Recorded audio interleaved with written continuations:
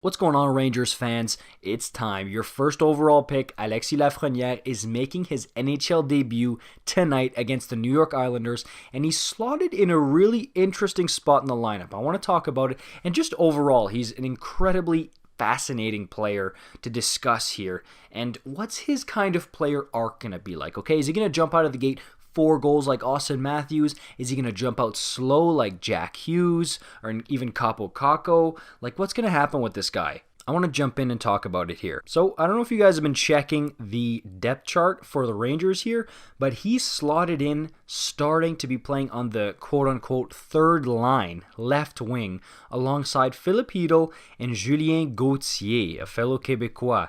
And I understand why David Quinn's doing this, and he alluded to it a little bit where, yes, they're sheltered minutes to start, because you don't want to just throw the kid right into the fire, okay? You want to give him some time to acclimate himself to the NHL, especially with everything that's been going on in the world the past year. His routines and stuff are probably off, his training schedule, so you want to give him some time to acclimate himself so you can make sure that he does turn into the star that you want him to be.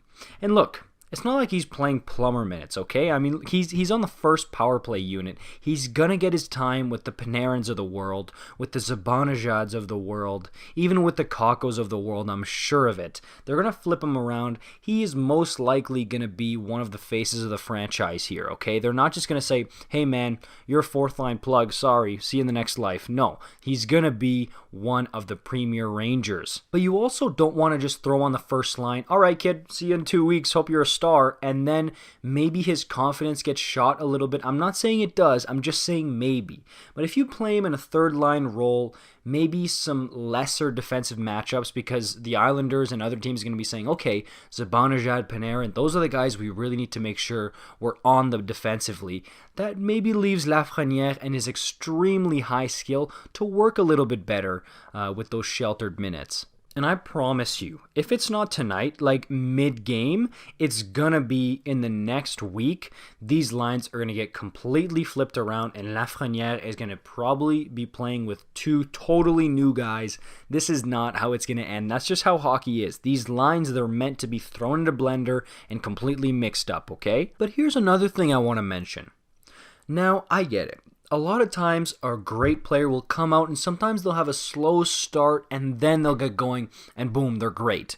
But what I'm noticing lately with players that are just so skilled, that their skill is just so high that they can't help but come right out of the gate game 1 and just shine right away. And I know it took McDavid a few games to get his first NHL goal, but I remember in 2015, the second he stepped on the ice in a regular season game, he was dominating. It was instantaneous. Elias Pettersson scores on his first shift in the NHL. McKinnon also dominated right from the hop. I get it, he had a bit of a slope there in the middle of his career before becoming an ultra star here, but you get what I mean.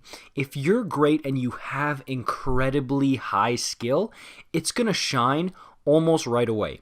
So that's what I'm looking for from Lafreniere, okay? I don't want him to just blend in here. He's still a first overall pick. I expect him to stand out even just from the first game. Now, that doesn't mean Austin Matthews' 4 goals performance, okay? I'm just saying I want to see flashes of, oh, okay, I see this kid. He could really be something good. And another thing, I'm really interested to see who he builds chemistry with. Who do you become a duo with? Because a lot of times with these star wingers, they become a pair. Johnny Gaudreau with Sean Monahan. Alex Ovechkin with Nicholas Backstrom. Phil Kessel with Hot Dogs. Like, they're just matches made in heaven. You know what I mean? So I want to know, like, who's going to be riding shotgun with them when everybody's talking about them on the highlights. Oh, look at this duo, Lafreniere and Zibanejad, most goals since the start of the 2021 season. You know what I mean? Who's it going to be? Is it going to be Panarin? I know he's a winger, but you could still have a duo that way. Is it going to be Zibanejad? Is it going to be maybe a guy like Strome? I don't think so, but maybe. Or is it maybe a guy like Capo Caco who has a breakout sophomore season this year? Who knows? That's why I'm really excited to see this.